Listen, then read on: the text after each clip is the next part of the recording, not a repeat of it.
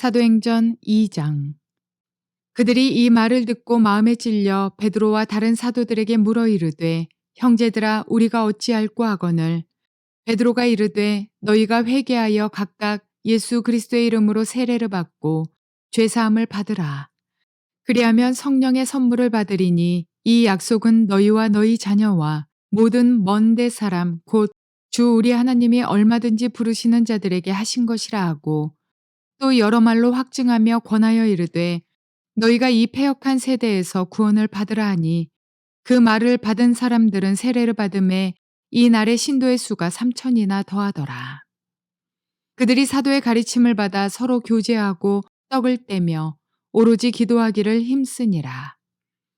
사람마다 두려워하는데 사도들로 말미암아 기사와 표적이 많이 나타나니, 믿는 사람이 다 함께 있어 모든 물건을 서로 통용하고 또 재산과 소유를 팔아 각 사람의 필요를 따라 나눠주며 날마다 마음을 같이하여 성전에 모이기를 힘쓰고 집에서 떡을 떼며 기쁨과 순전한 마음으로 음식을 먹고 하나님을 찬미하며 또 온 백성에게 칭송을 받으니 주께서 구원받는 사람을 날마다 더하게 하시니라.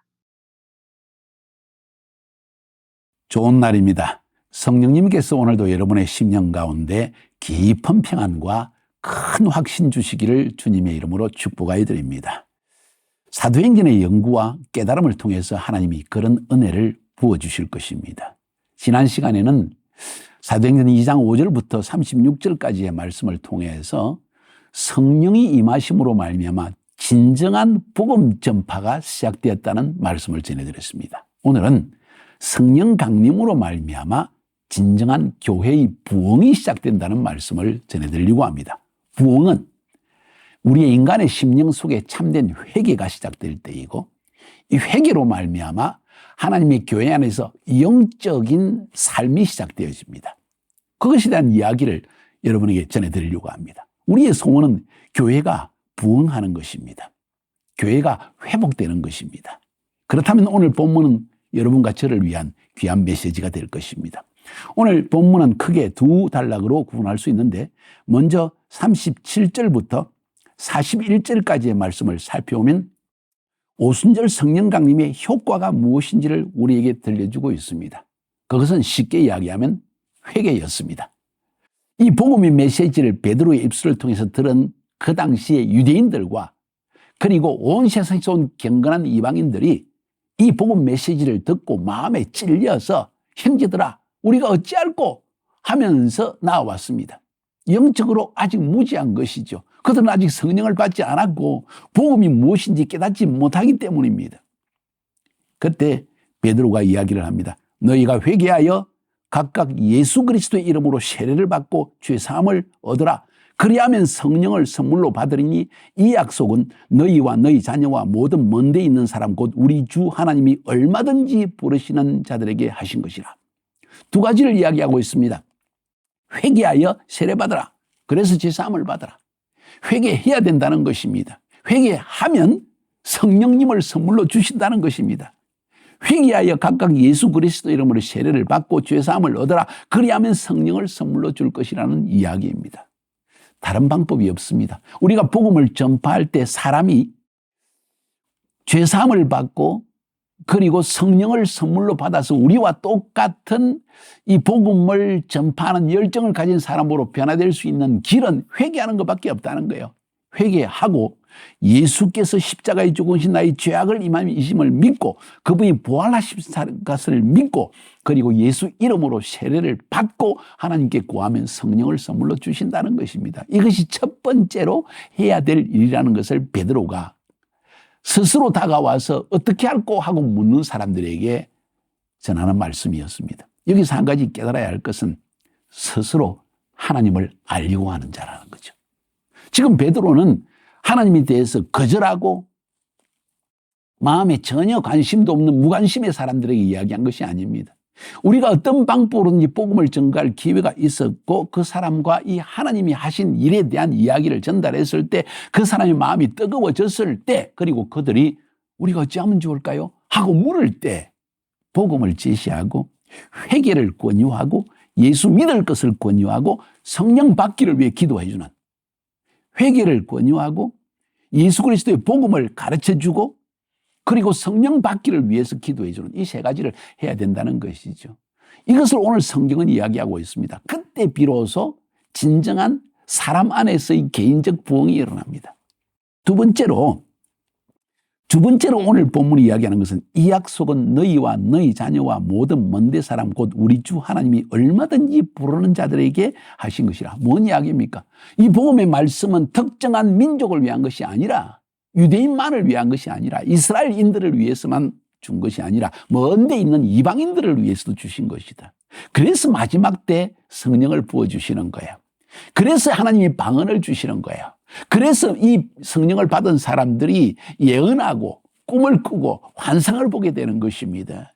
그렇죠? 이것은 누구를 위한 복음이라고요? 모든 사람을 위한 복음.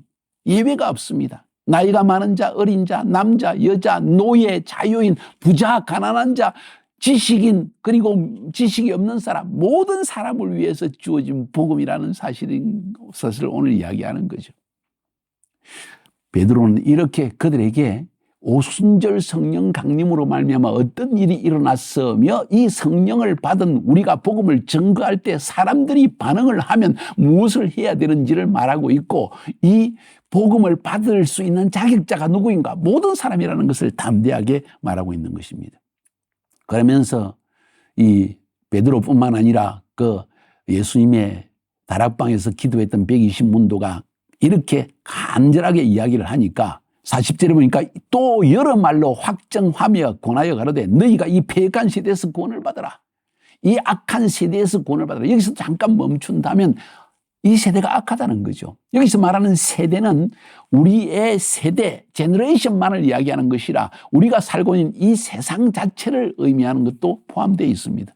우리가 살고 있는 이 세상, 우리가 살고 있는 이 세상 가운데서도 이 세대 악하다는 것입니다. 왜 악합니까? 하나님을 멀리하게 만들기 때문입니다.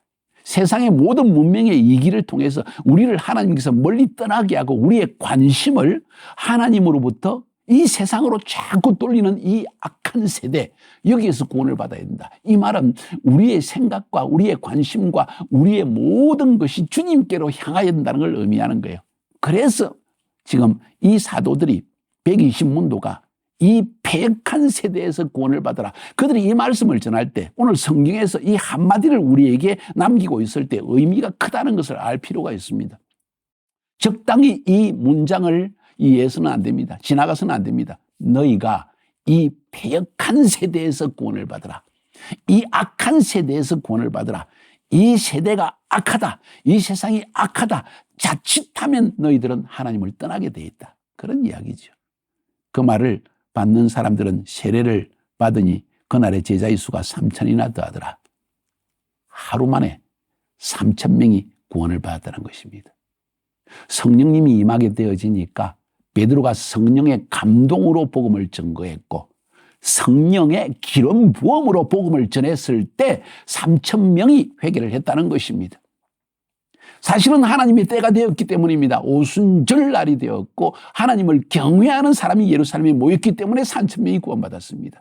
여러분이 사역하고 있는 지역, 복음에 대해 적대적인 지역, 어쩌면 3,000명 구원받지 못할 수 있습니다. 그런데 여전히 그 가운데는 하나님의 복음을 사모하며 하나님을 만나기 원하는 갈급한 사람이 있을 것입니다. 그런 사람이 여러분을 만나면 여러분을 통해서 이 복음이 전파되어질 때 그리고 성령님께서 역사하실 때 여러분이 기름 부음으로 하나님의 말씀을 증거할 때 어쩌면 1명일 수 있습니다.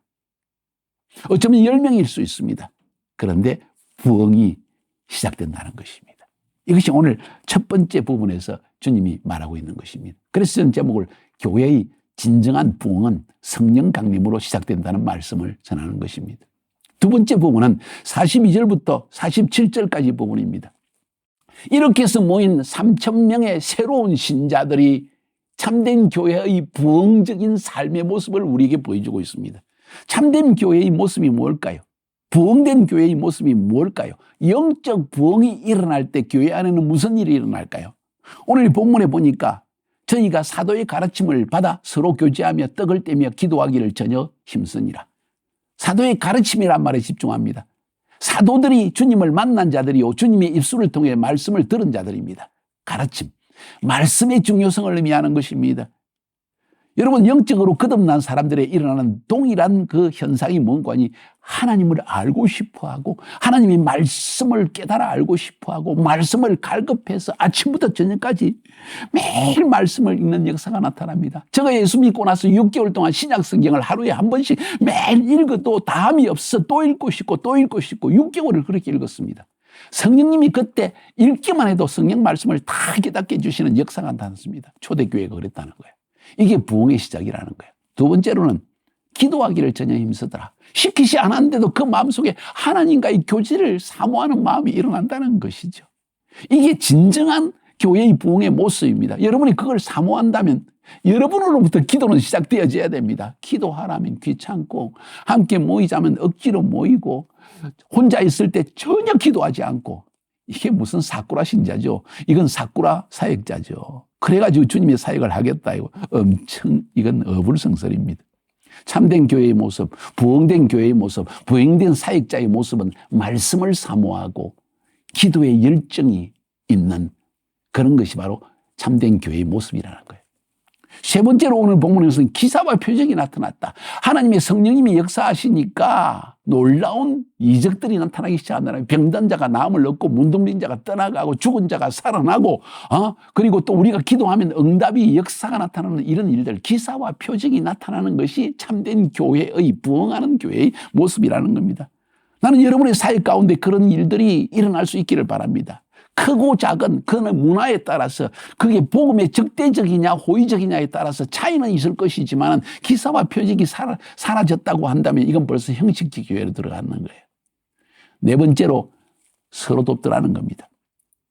믿는 사람이 다 함께 있어 모든 물건을 서로 통용하고 재산과 소유를 팔아서 각 사람의 필요를 따라 나누어주고 모이기를 힘쓰고 집에서 떡을 떼며 기쁨과 순종한 마음으로 음식을 먹고 뭔 이야기입니까? 돕는 마음이 그냥 이건 내 것이 아니라는 마음이죠. 이건 하나님의 백성이요 하나님의 가족이요 하나님의 교회라는 개념이 있기 때문에 내게 있는 모든 물질과 내게 있는 달란트와 내게 있는 모든 것은 내게 있는 능력은 전부 주님을 위한 것이요 주의 백성을 위한 것이라는 개념이 부흥하는 교회 속에 사로잡힌 개념이라는 것이죠.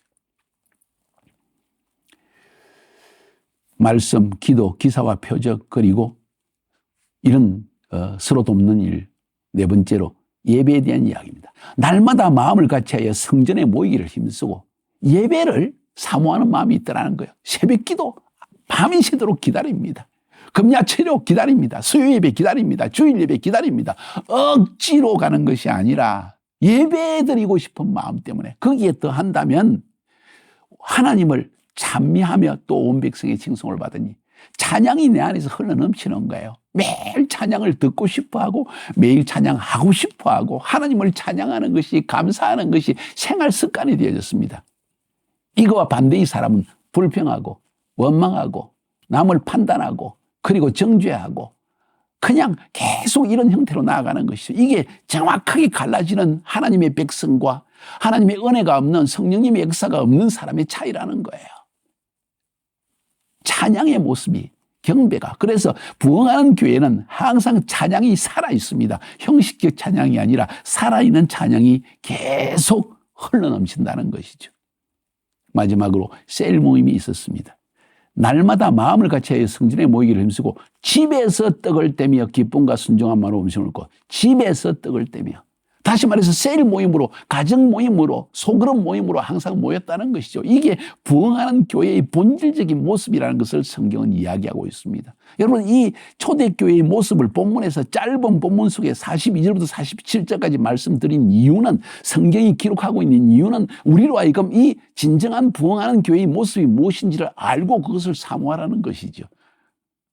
여러분의 교회와 저희 교회 우리의 사역지와 여러분의 사역지가 이런 모습이 될 수 있기를 바랍니다. 말씀, 기도, 기사와 표적이 나타나고 서로 돕는 내 것을 내 것으로 삼지 않는 마음, 그죠? 예배와 찬양과 그리고 셀 모임이 왕성하게 흘러나가는 억지로 하는 것이 아닌 조직으로 행하는 것이 아닌 정말 모든 사람에게 사모함. 여기서 공통적인 것은 초대교회의 모습이 사모함이 열정이 있었다는 것이죠. 왜? 회개에도 열정이 있었고 기도에도 열정이 있었고 말씀에도 사모함이 있었다는 것이죠. 여러분과 저의 사역이 이렇게 되기를 주의 이름으로 축복합니다. 그러면 얼마나 기쁠까요? 얼마나 즐거울까요?